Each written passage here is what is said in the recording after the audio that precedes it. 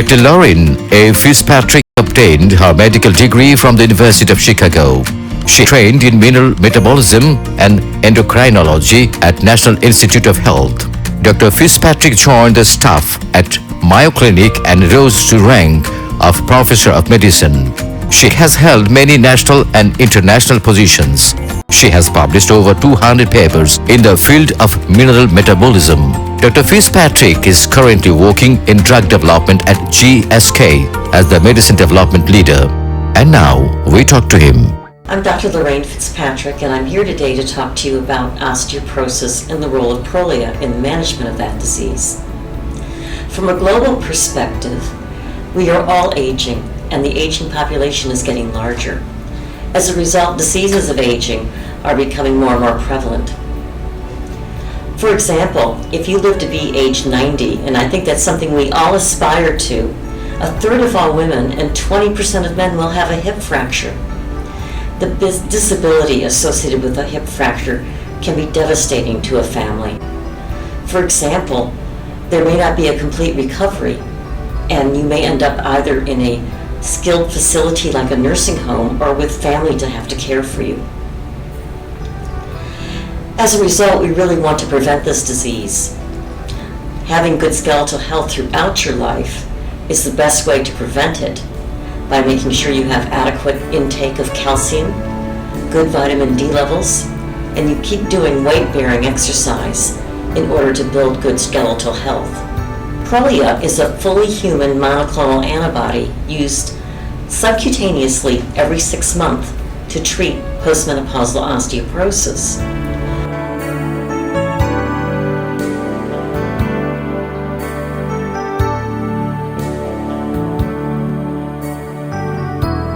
Prolia is a little different in its mechanism of action compared to, say, a bisphosphonate.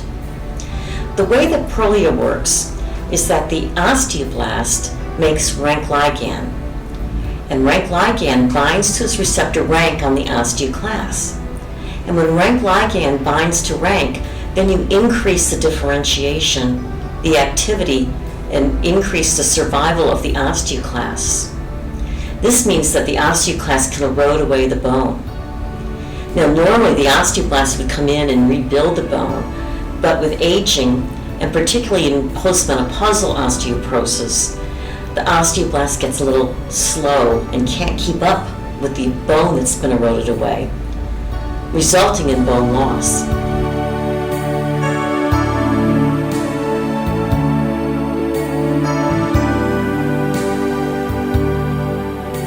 So Prolia works very different from a bisphosphonate.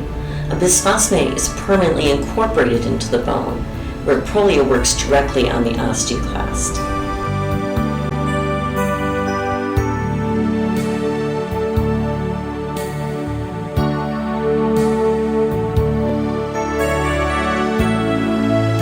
So in the pivotal trial for Prolia, there were over 7,800 postmenopausal women enrolled, an average age of 72. They were treated for 3 years with Prolia or with a placebo. And at the end of those 3 years, there was a reduction in vertebral fracture, in non-vertebral fracture, and in hip fracture, up to a 40% reduction in hip fracture with Prolia.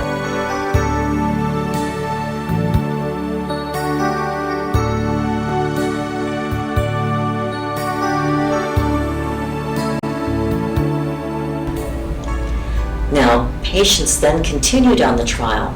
Some of them stayed on the trial, and we have 8 years of data on those patients who originally started the trial. And they have had continued increases in their BMD, whether you measure it at the lumbar spine or at the hip. It's a very effective medication over this very long term of treatment. There have been 2 trials in which Prolia was directly compared with bisphosphonates. One trial had patients that were totally naive from any treatment, and they were randomized either to take Prolia or to take alendronate.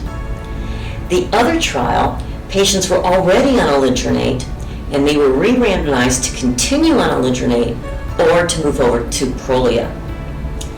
Well, in both trials, BMD increased in the Prolia-treated group greater than the BMD increases with alendronate. So BMD was higher in prolia whether you measured it at the lumbar spine, the total hip, the trochanter, the femoral neck, or the radius. In both trials, prolia had an increase in BMD that was greater than the increase with alendronate.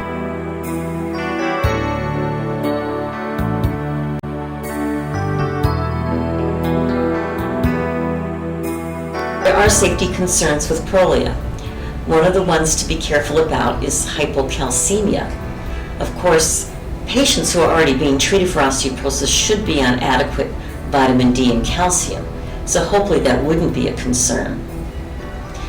One of the advantages of prolia is the fact that you can give it in patients with reduced renal function.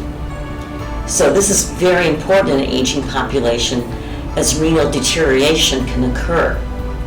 However, patients with renal insufficiency are higher risk for hypocalcemia and should be monitored carefully to avoid that risk. Another risk with prolia is a similar risk to that with bisphosphonates, which is osteonecrosis of the jaw. This is a very rare disorder, but has been reported to occur in patients treated with prolia. The other problem would be atypical femoral fractures. This is also very rare, but has been reported with prolia. So osteonecrosis of the jaw and atypical femoral fractures have been found with prolia, just as they have also been found with treatment with bisphosphonates.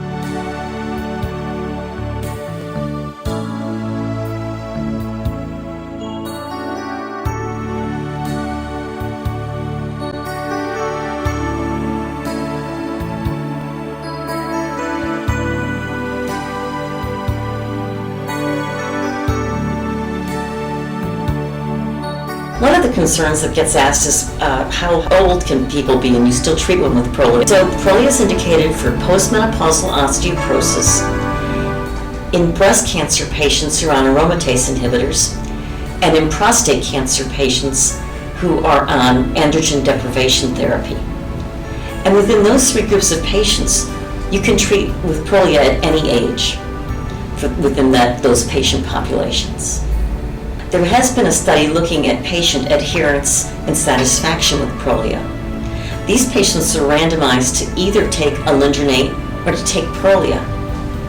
And at every area that was measured, it turned out that patients were much more satisfied with prolia.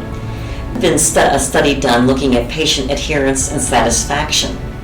These patients are randomized either to alendronate or to prolia, and then asked about their preference for the medication. The vast majority of patients prefer to get a subcutaneous injection every 6 months instead of taking a daily tablet and then having to wait before they could eat again, which is actually kind of hard on some of the older patients. Regarding adherence, patients were more adherent as well to prolia, and of course that's very important in order to prevent disease, to be sure that patients do take their medication and are compliant. One of the difficult questions to answer is how long do you administer prolia? It's a little bit like all sorts of treatment of chronic diseases. We often say we administer antihypertensives for as long as the patient lives because we're worried about high blood pressure. With osteoporosis, the guidance is less clear. We want to be sure that we treat the disorder so the patient is at reduced risk of fracture. So I guess I would treat my patients until their BMD came back into the normal range, or that I felt that their risk was greatly reduced for some other reason.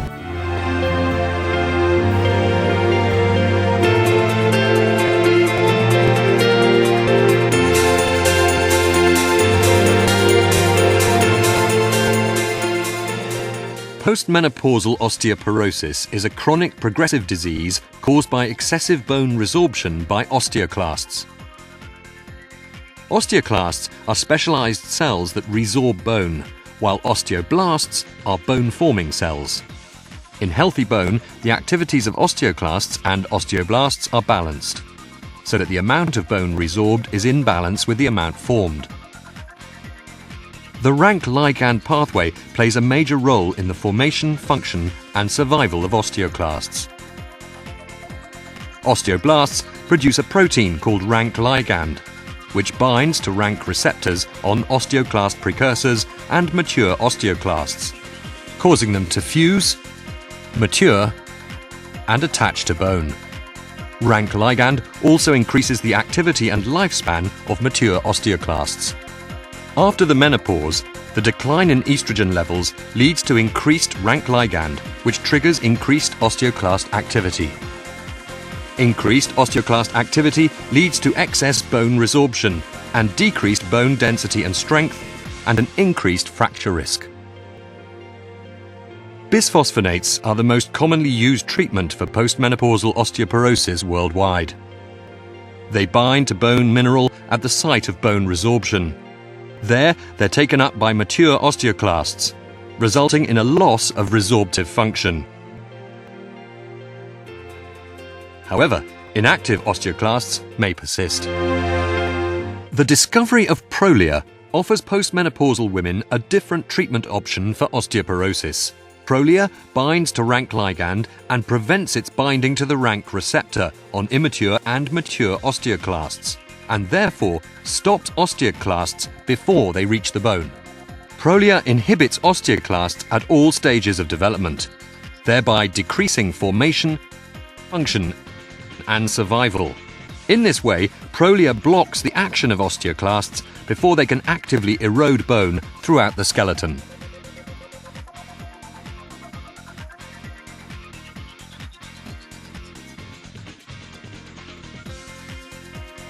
Prolia's unique mode of action stops osteoclasts before they can reach the bone.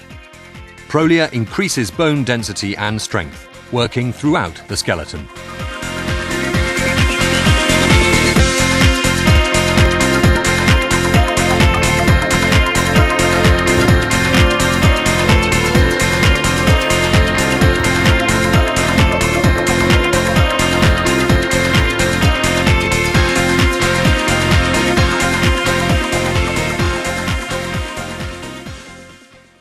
I've very much enjoyed my trip to Bangladesh, and I want to thank you very much for your attention today on learning about osteoporosis and the use of Prolia in the treatment of osteoporosis.